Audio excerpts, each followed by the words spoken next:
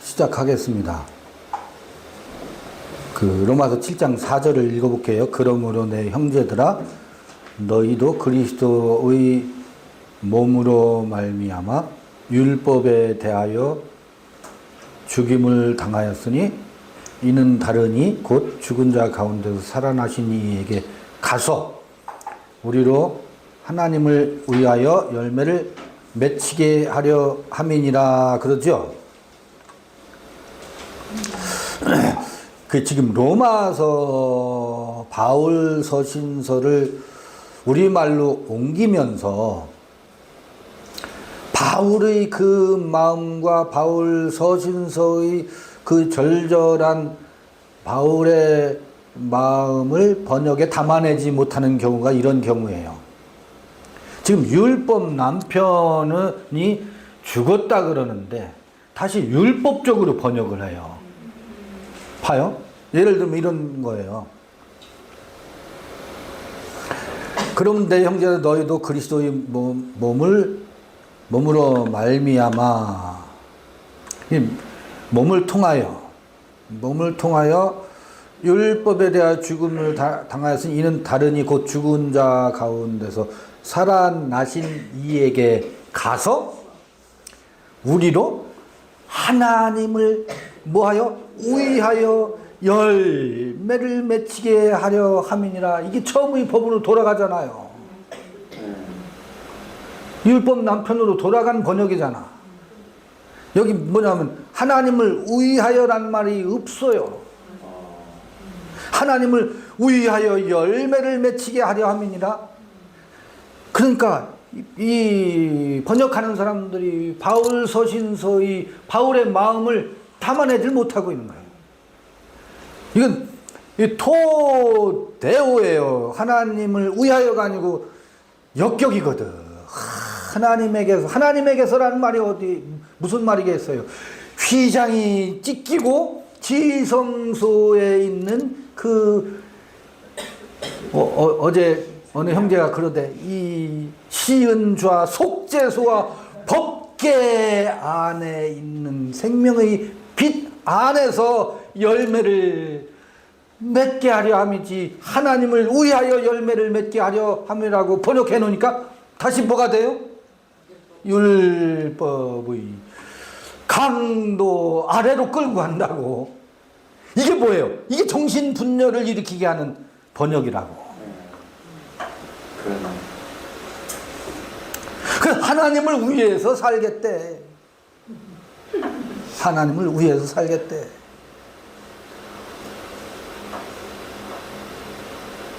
마치 뭐 같으냐면 유치원 어린 아이에게 선생님이 너는 이 다음에 무엇이 될래? 예, 저는 엄마 아빠를 위해서 살 거예요 하고 유치원 어린아이가 엄마 아빠의 품 안에서 마음껏 뛰노는 게 아니고 엄마 아빠 앞에서 내가 엄마 아빠를 위해서 살게 하면서 뭐해요? 엄마 아빠를 위해서 살려면 어떻게 해야 엄마 아빠를 위해서 살지? 엄마 아빠의 눈치를 봐가면서 이렇게 하면 엄마 아빠가 기뻐하실 거야. 요 짓을 하고 있으면 엄마 아빠가 퍽이나 기쁘고 즐겁겠다.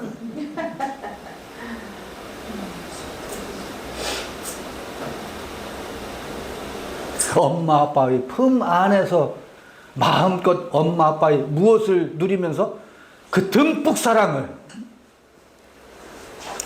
마음껏 누리면서 무럭무럭 자라가는 것이 하나님 안에서 그 부모의 사랑을 듬뿍 받으면서 건강한 아이로 자라나는 것이지, 그게 하나님에게서 하나님 안에서 열매를 맺는 것이지. 어떤 열매? 생명의 열매지요. 근데 봐보세요.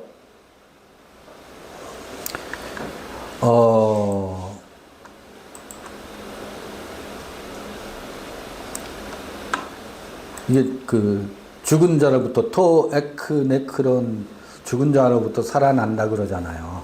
그러니까 두 번째 남편을 맞이하는 방식이 에크네크론이라는 걸 끊임없이 반복되고 있다고. 첫 번째 남편 죽는 것이 뭐예요? 그 율법 아래 종노릇하는 삶으로부터 내가 죽는 거라고. 남편도 죽고 내가 죽어. 그런데 바로 남편이 죽고 나면 만세, 나는 이제 그리스도 새로운 남편을 맞이하면 좋겠는데 바로 맞이해지지가 않아요. 거기서 3일 만에 부활하지 그 자리에서 부활하지 않는다고 희한한 일이야. 사실이야. 그러면서 무슨 현상이 생기냐면 기근이 찾아와요. 목마름이 찾아오고 갈증이 찾아오고 배고픔이 찾아오고 애통이 찾아오고 그러면 나는 어찌할꼬. 이제 옛 남편은 떠났어. 죽었어. 그런데 새로운 남편이 나타나질 않네. 새로운 남편이 나타나질 않는 상태가 과부요 고아의 상태가 되는 거예요. 그때 나타나는 것이 금식입니다. 율법의 양식이 먹거리가 아니야. 주염 열매야. 더 이상 그것이 나의 영혼의 양식이 되질 못해요. 그런데 뭐는 안 나타나? 뭐 여기 생명의 법이 어떻고 영을 줬는다 뭐 어쩌고 하는데 그것은 나타나질 않는 거예요. 주려 죽겠구나.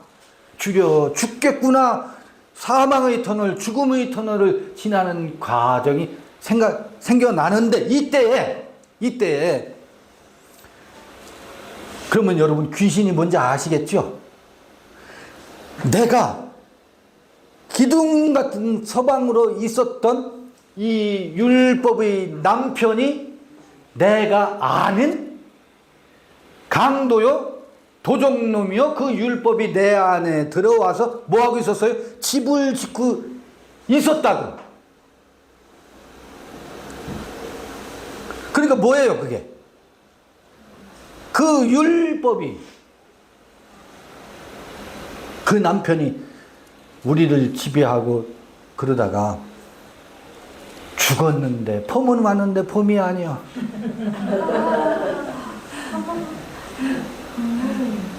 분명히 폼은 왔어.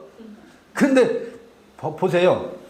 다음 주 중에 영하로 내려가는 한 날이 올 거예요. 소위 뭐예요? 꽃샘추위가 한번 휘몰아칠 거예요. 그러니까 그리스도는 안 보여.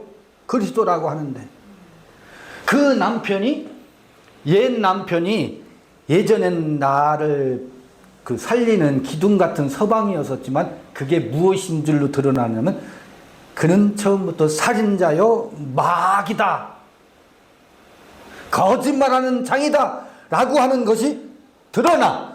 아 그게 내가 속았구나. 그게 귀신이었구나 하는 사실을 알게 돼요. 그 율법 아래에 있을 때는 귀신이 아니에요. 그러니까 귀신이 무엇인지가 명확히 드러난다고. 우린 귀신을 너무 많이 오해해.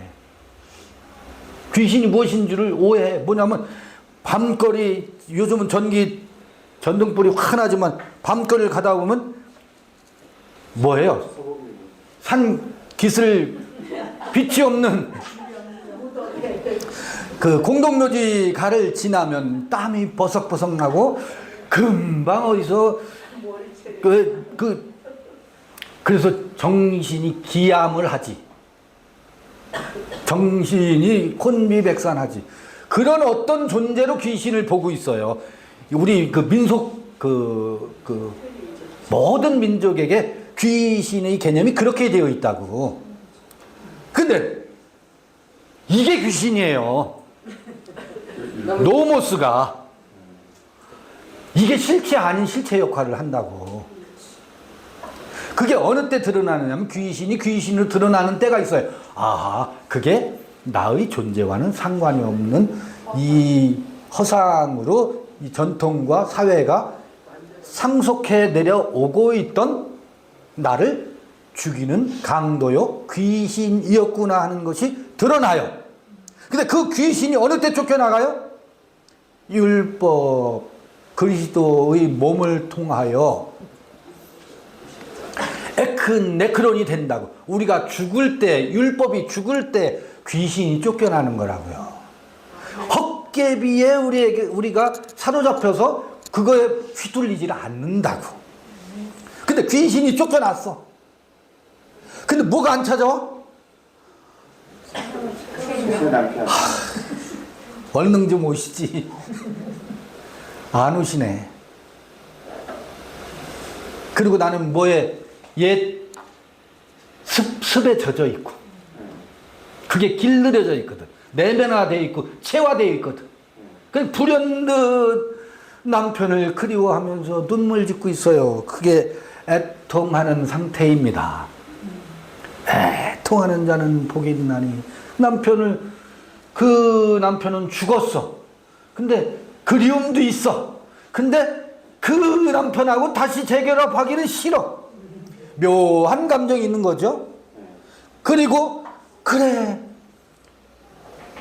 예언의 말씀에 보니 모든 경의 예언은 아들에 관한 것이라고 하던데, 옛사람들이 선지자나 그 옛사람들의 이야기에 아들이라고 하는데 아들은 나타나지 않고, 그 전 남편이 그리워도 같이 재결합할 생각은 추워도 없어.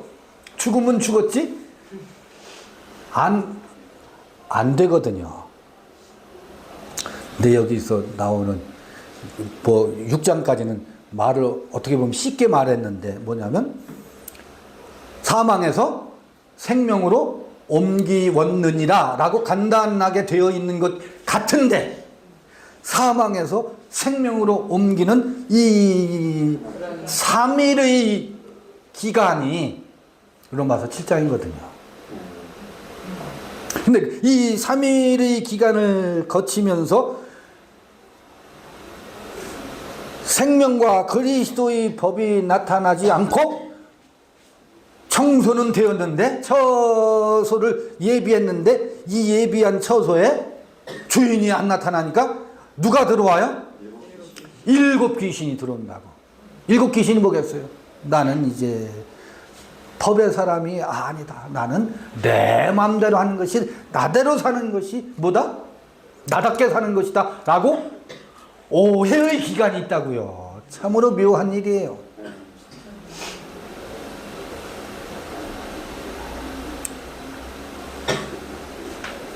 참으로 묘한 일이에요. 그러니까 그 기간에 7 귀신이 들어와서 분탕질을 치죠. 이게 난가? 그래, 내 마음대로 해도 상관이 없어. 나는 죄로부터 자유야. 의의 사람이야. 해방됐어. 죄로부터 자유로우니까 이제 죄에 얽매여 있을 땐 의로부터 자유로워요. 죄로부터 자유로우니까 내가 옳은 줄 알아. 아직 내가 나답게 사는 것이 무엇인지가 나한테 찾아오지 않았거든. 그러니까 육체의 소욕을 따라 내 마음대로 사는 것이 나답게 사는 것인 줄로 철저히 오해하는 기간이 있어요. 그러면 율법의 때보다 처음의 형편보다 나중의 형편이 차라리 처음의 때가 훨씬 그때가 좋았어 라고 하는 기간이 찾아온다고요. 묘한 일입니다. 근데 로마서 7장은 그것을 무엇이라고 말하냐면 7장 5절 읽어볼게요. 우리가 육신에 있을 때는 율법으로 말미암는 죄의 정욕이 우리 지체 중에서 역사하여 우리로 사망 안에서지. 이것도 사망을 위하여가 아니야. 사망 안에서 열매를 맺게 하였더니, 그 모든 몸짓이 사망의 열매라는 거죠. 이제는 우리가 얽매였던 것에 대하여 죽었으므로 율법에서 벗어났으니, 이러므로 여기서가 중요해요. 영의 새로운 것으로 섬길 것이요 의문이 묵은 것으로 아니할지니라. 이게 영의 새로운 것. 여기 보면 카이노테티 푸뉴마토스 그래요. 엔 카이노테티 푸뉴마토스. 이게 뭐예요? 새로운 영 안에서 우리가 듀얼유해인 섬긴다. 듀얼유 섬긴다라는 게 예배한다는 말이에요. 봉사한다는 말이고. 듀얼유가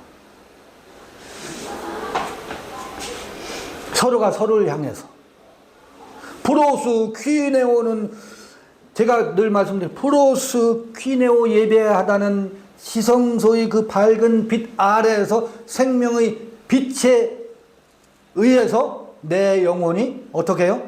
새로워진다고. 근데 여기 봐요. 엔 카이노 테티 푸뉴마토스 그러죠. 새로운 영이 뭐예요? 새로운 영이 뭐예요? 육체를 따라서 죄 아래 종로로 타던 삶에서 벗어나면 잠시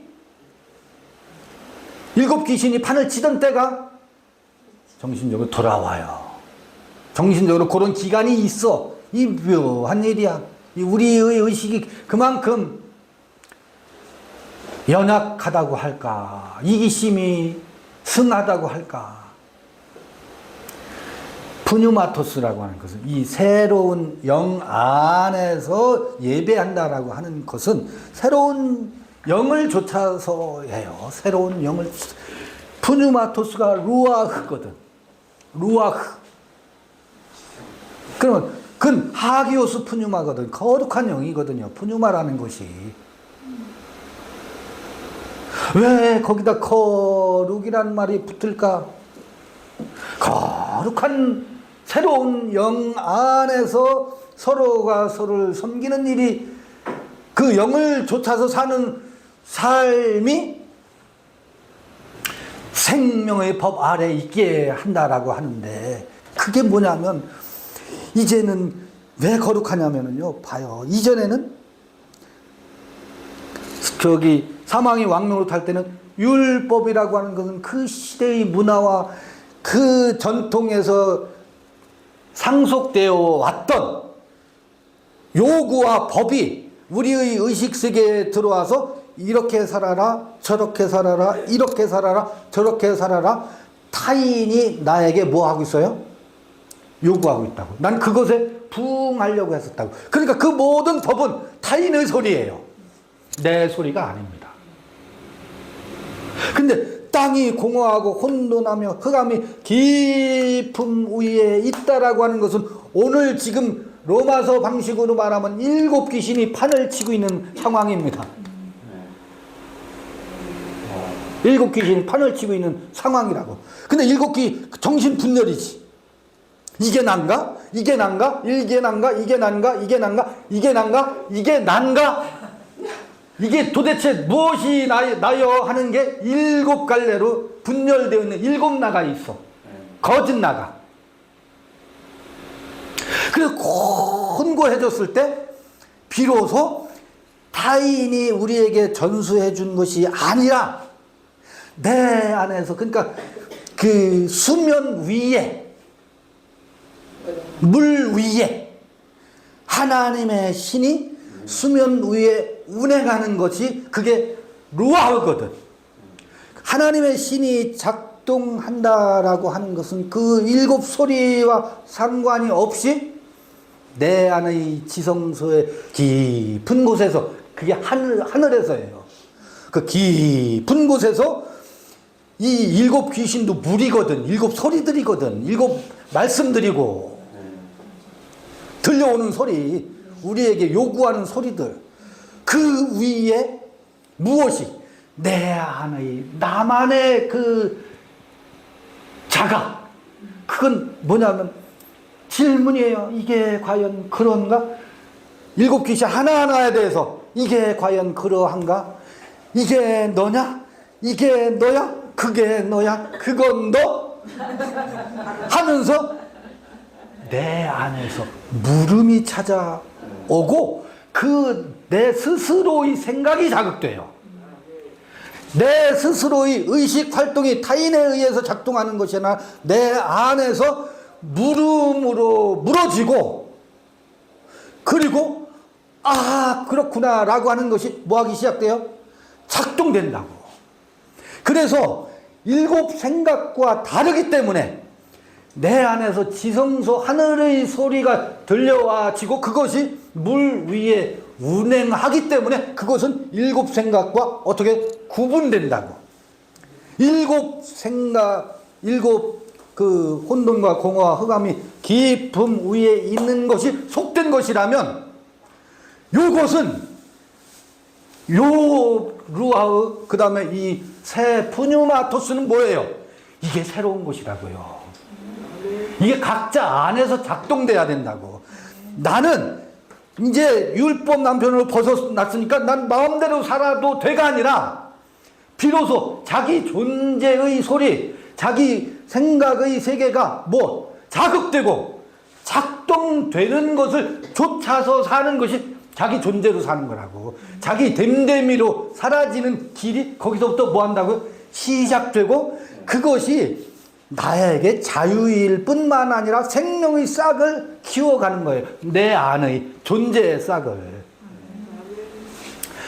이게 다들 어려워서 이렇게 풀어보는 거예요. 이게 영을 쫓아서 사는 거예요. 이게 영을 쫓아서 산다고. 근데 이 영을 쫓아서 사는 삶이, 그러니까 두 번째 남편이 우리에게 와야 되거든.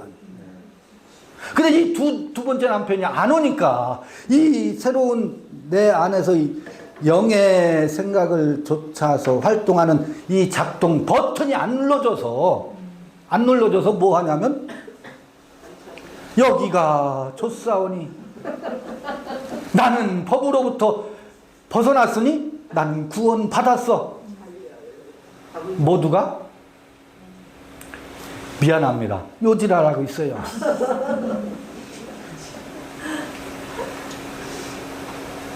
아니 우리가 그래 왔으니까 다른 사람한테 지랄을 했다는 게 아니라 내가 그 지랄하고 살더라고. 그렇더라고요. 그런데요, 이 영을 쫓아서 살게 되면 8장에서 그러잖아요. 육신의 생각은 사망이라고 하잖아. 그 다음에 영의 생각은 생명과 평안이라고 하죠. 이거 보세요. 육신의 생각이 죄의 법이고, 육신의 생각이 사망의 법이고, 이게 6장까지. 그리고 육신의 생각이 율법 남편이고, 지금 제가 빌드업이라는 표현을 썼었잖아요. 아, 그리스도를 좇는다는 게 뭐지? 아, 그게 영의 생각을 쫓아서 사는 것이 뭐다?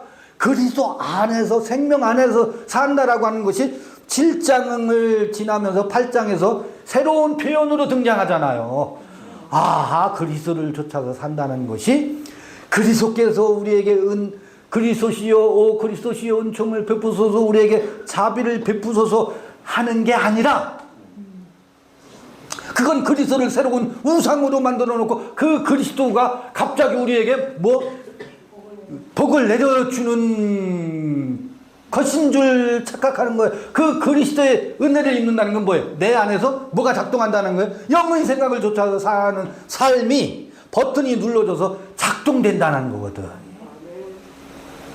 그게 그리스도를 따른다라는 말이 진의예요.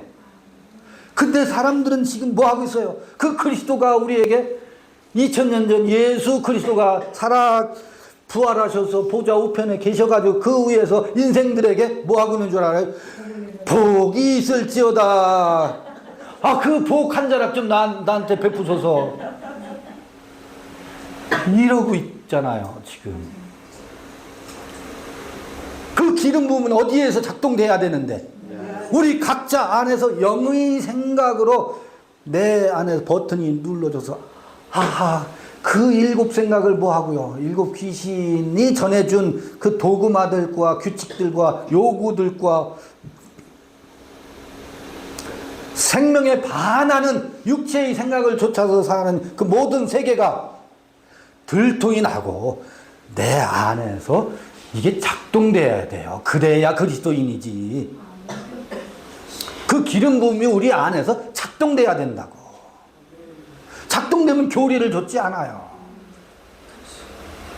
근데 그 어간이 있다는 거야. 그 어간이. 죽은 자로부터 3일 만에 부활하시고라고 하는 그 기간이 오라 나는 고하구나. 이 사망의 몸에서 누가 나를 건져내려 하는 탄식의 기간이고 그게 강도가 강도로 드러나는 기간이라고. 아하, 이게 영의 규칙과 영의 법칙이 이렇게 작동되는 거구나. 이거는 관념도 아니고 추상적인 얘기가 아니고 실제로 우리 안에서 의식의 세계에서 어떻게 해요? 그 생명과 우리 각자의 고유의 정신이 그 기름 부음에 의해서, 그 기름 부음은 뭐예요? 무화과나무, 포도나무, 감람나무의 열매를 짜서 기름틀에, 포도주 즙틀에, 기름틀에 그 열매가 우리가 열매다라고 하는 그 열매 있잖아요. 아까 육체 안에서, 율법 안에서, 하나님 안에서 열매를, 혹은 사망 안에서 열매를, 그 열매들이 뭐 열매라고 하는 것조차도 뭐 박살나야 거기서 기름 한 방울 얻어요. 그 기름 한 방울 얻어야 그 기름 부음에서 영을 쫓아 새로운 푸뉴마토스를 쫓아서 사는 버튼이 작동되는데 그것을 두 번째 남편이라고 하는 거예요. 아하, 삶의 방식이 그렇게 우리에게 찾아오는구나. 2000년 전 예수 그리스도는 그것을 보여준 하나의 거울이요, 본이요, 샘플일 뿐. 그 2000년 전 그리스도가 오늘 우리에게 각자에게 꿈에 나타나서 뭐를 계시해주고 우리를 복주고 우리를 구원에 이르게 하는 게 아니라고요. 그는 우리가 어떻게 우리 삶이 죄와 사망에서 생명과 평안과 의의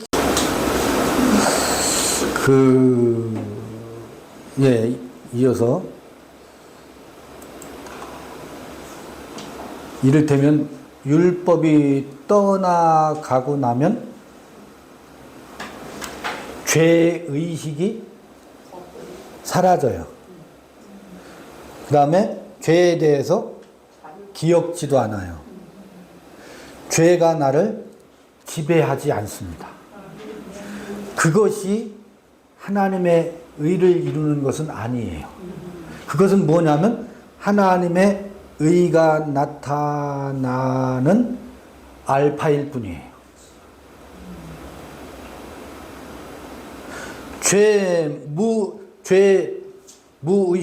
죄의식이 없다는 것이, 무죄의식이 하나님의 의를 이루는 바탕은 되지만 그것이 하나님의 의 그 자체는 아니라고. 그럼 하나님의 의를 이루는다는 건 뭐예요?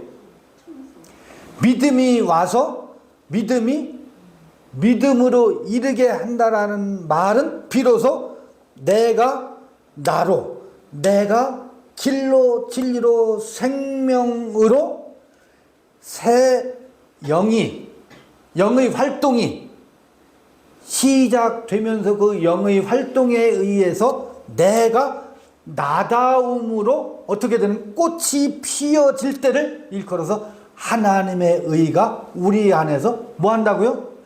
나타나고 이루어지는 거라고. 그게 영을 쫓아서예요. 그 영을 쫓아서에서 이거를 그러면 영을 쫓아서 어떻게 해야지요? 다시 율법의식으로 그 영을 쫓아서 사는 삶을 묻는다고. 그렇게 묻는다고 해서 그 물음에 대한 답이 오는 게 아닙니다. 여러분, 이게 끝없는 질문의 반복이에요.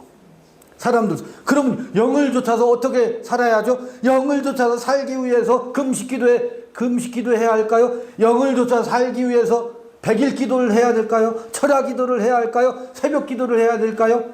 이건 아직 뭐가 그치지 않았어요? 옛 남편이 아직 그치지 않은 증좌예요. 아, 그러니까 좋아요. 그런데 나는 영을 쫓아서 살고 싶다고요. 그것 좀 뭐라고? 알려달라고. 그 노하우 좀 알려주세요. 요게 반복되는 질문이에요. 요게 계속 다람쥐 쳇바퀴들 돌듯이 여기를 반복해서 질문해요. 아, 그러니까 경수가 끊겨야 된다니까 답은 그것밖에 할 수가 없어. 사라의 태에서 경수가 율법 남편으로부터 자기를 낳으려고 하는, 율법 남편으로부터 씨를 받아서 자기를 낳으려고 하는 그 태가 죽어야 된다니까 요게 답이거든. 답인데 그러니까 나 태가 끊기고 싶다니까요. 안 끊기네. 계속 경수가, 아니 뭐야, 뭐지?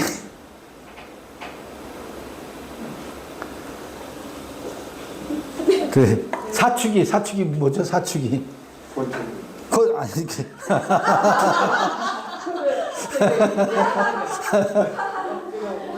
갱년기. 갱년기가 와서 이미 태가 그 경수가 끊겼다니까요. 그런데 우리 마음의 경수는 안 끊겨요. 육체의 경수는 끊어졌다 할지라도 마음의 경수가 열심히 자기가 무엇을 해서 나다워지려고 하고, 그것에 대한 질문을 하면 답은 경수가 끊기면 알게 돼. 백세가 되면 알게 돼. 요걸 반복하고 있다고. 요 비밀의 통로를 우리는 지나가야 된다고.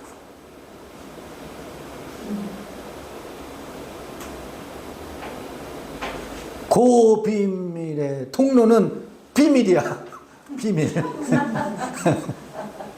근데 아는 사람은 다 알게 돼 있어요. 그게 뭔지 다 알아요.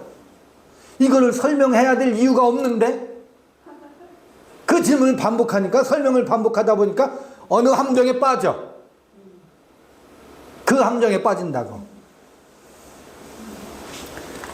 이렇게 로마서 7장을 얼개를 읽어봤는데요. 우리말로 쭉 한 7절부터 마지막 절까지 읽어보면서, 우리 번역된 것만으로라도 읽어보면서 7장을 마무리하겠습니다.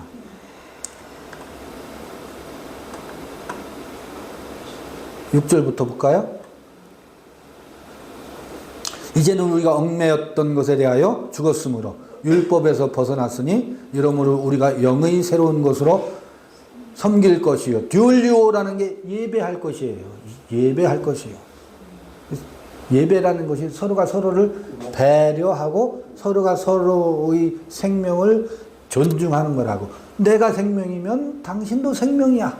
그러니까 너는 내 말에 따르라고 하는 게 아니라 너도 내 안에 너의 영의 새로운 것으로 너다움을 조치라고 섬기는 것이, 너는 왜 내 말을 안 들어라고 주장하는 것이 아니라 내가 나답게 산다면 그대도 그대답게 사시오. 이게 둘리오예요.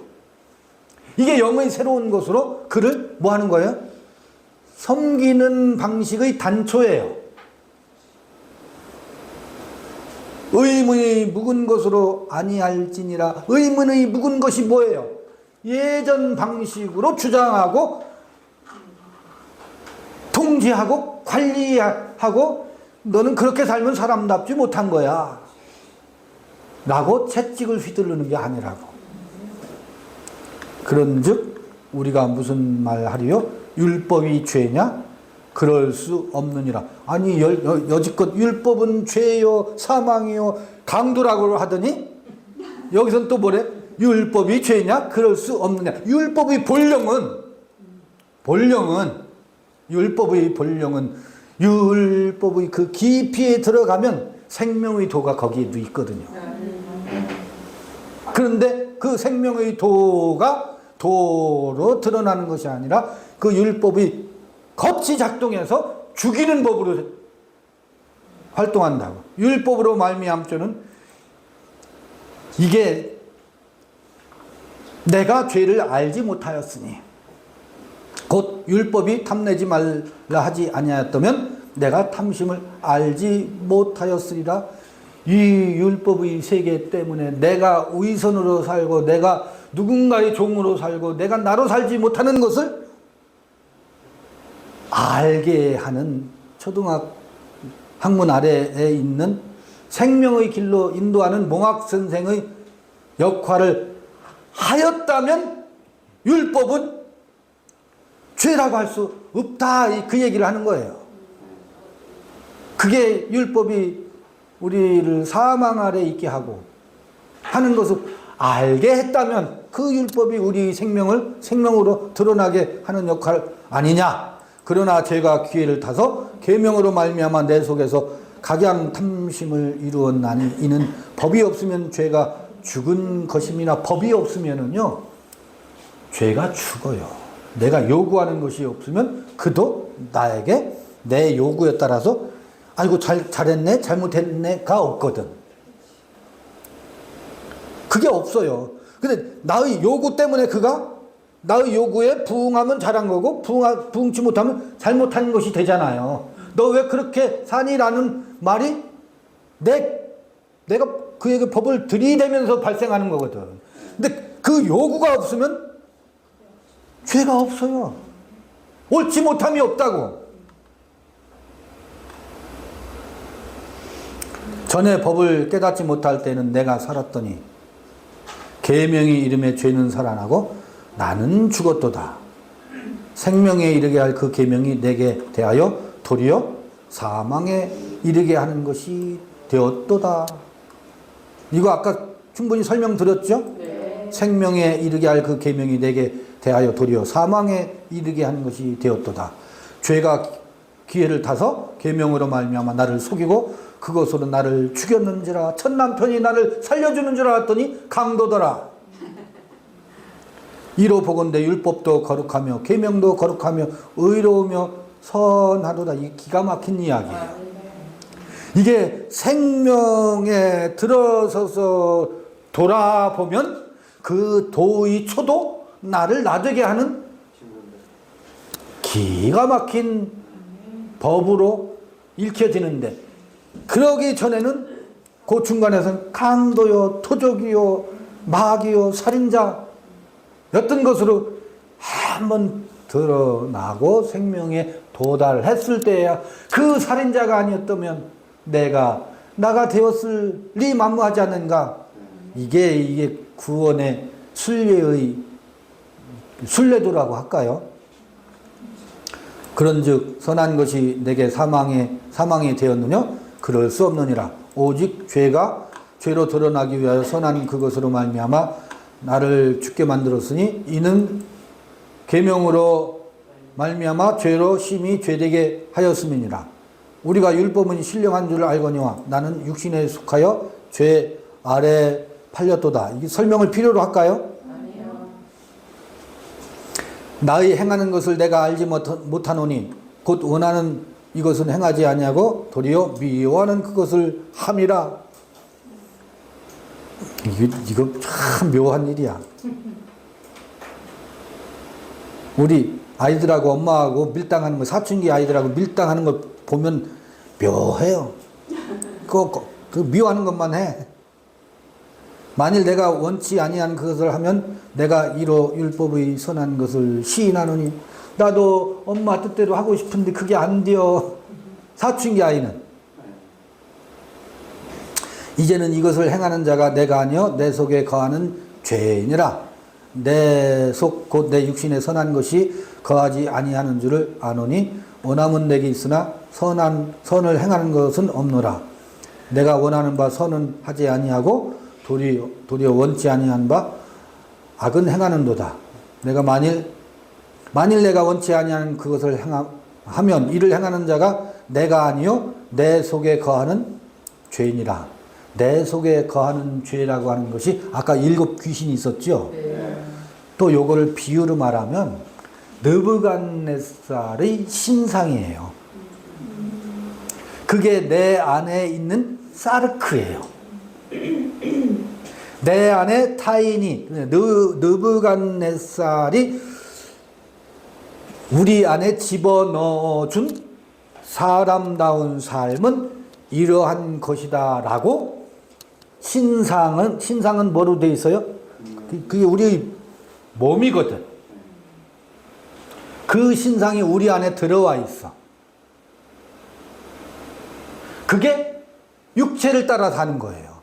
육체를 따라 사는 것이란 느부갓네살이 신상을 세워놓고 유대인들에게 그 신상에게 절하라라고 하는 것을 강요하지요. 우리 안에 타자가 그 사람은 모름지기 사람다운 삶은 요런 그림을 그리고 있다라고 우리의 정신에 느부갓네살의 신상을 그 우상의 모양을 우리 안에 집어넣어 주고 그 모습을 이루어야 너는 너답다라고 가르치는 거거든. 그게 육체를 조차 사는 삶이라고. 그게 죄라고. 우리 안에 느부갓네살의 신상이 들어와 있는 것, 이게 육체를 조차 사는, 율법을 조차 사는 타인이 우리에게 그려준 그림. 내가 내 안에서 영의 활동에 의해서 나의 존재다움으로 사는 것이 아니라, 이게 명확해요. 아, 그리스도를 통해서 죄와 사망의 법에서 의와 생명으로 옮겨졌다라고 하는 것은 그 7 귀신으로 형성되어 있는 느부갓네살의 신상이 이 물맷돌에 의해서 박살나고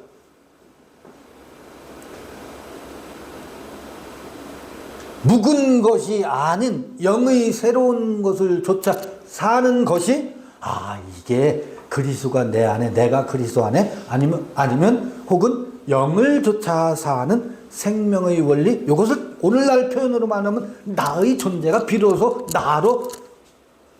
나의 생명으로, 나의 진리로 사라지는 것, 이게 사망에서 생명으로 옮기워졌다, 이걸 구원이라고 한다고요. 이 다음에 어디 가서 어쩌고가 아니고 내 안에 그 잘못된 형상이 박살나고 여기 하나님의 형상과 모양으로 영을 쫓아서 새롭게 내가 나의 존재로 드러나는 것, 이게 내 생명이거든.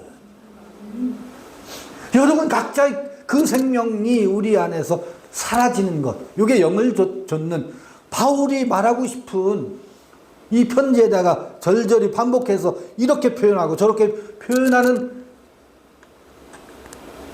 바가 아니겠는가.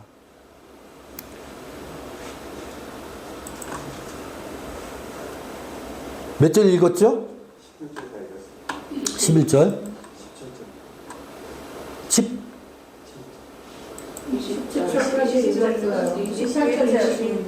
20절 읽게, 만일 내가 원치 아니한 그것을 하면 이를 행하는 자가 내가 아니요 내 속에 거하는 죄인이라 느부갓네살의 신상이니라.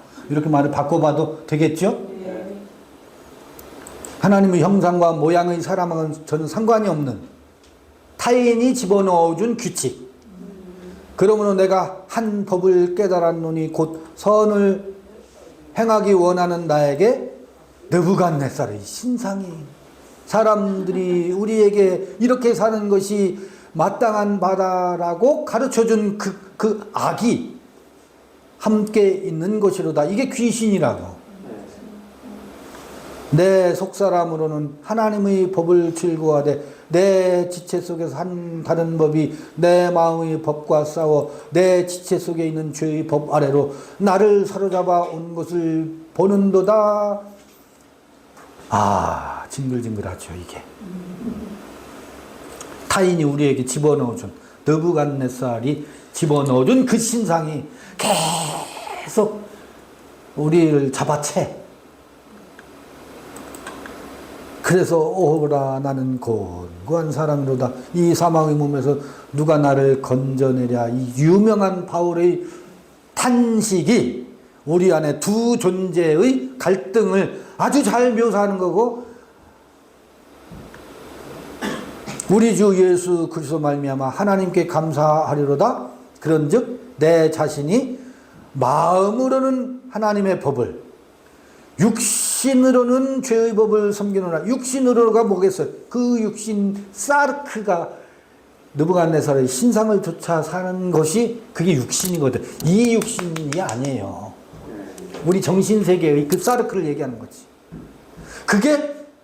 그게 소마이기도 해요. 사르크가. 육신으로는 죄의 법을 섬기노라. 요게 로마서 7장의 이야기입니다.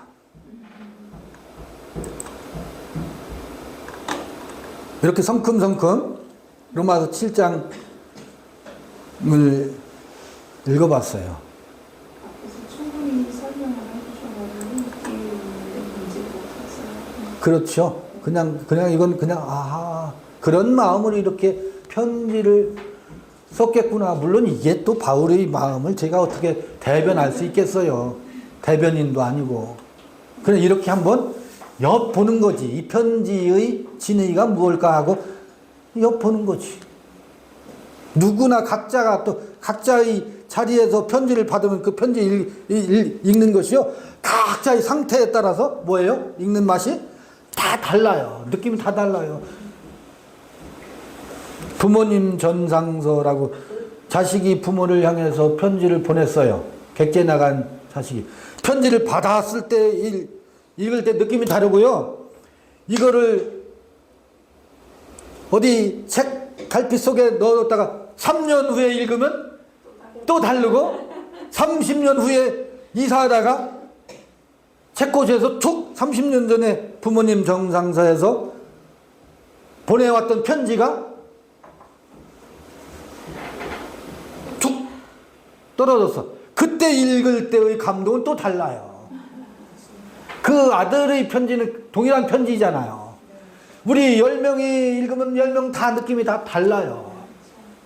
그 느낌을 다 존중하되 아 이런 얼개로 바울이 말하려는 바가 아닐까라고 그 10명 중에 하나의 그 목소리로 이렇게 한번 읽어보고 함께 이 여행을 하면서 공감을 하는 이들이 있는가 하면 어떻게 그 편지가 그런 내용이냐라고 공박할 이들도 얼마든지 있을 거예요.